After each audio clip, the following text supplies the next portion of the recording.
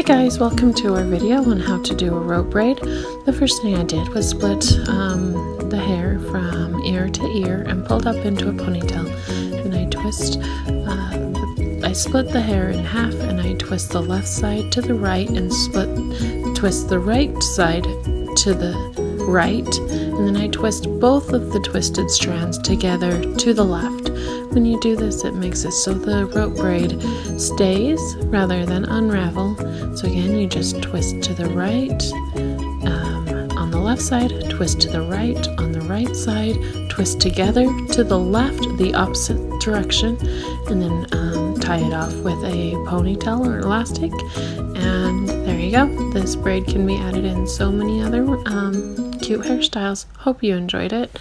Please like and subscribe.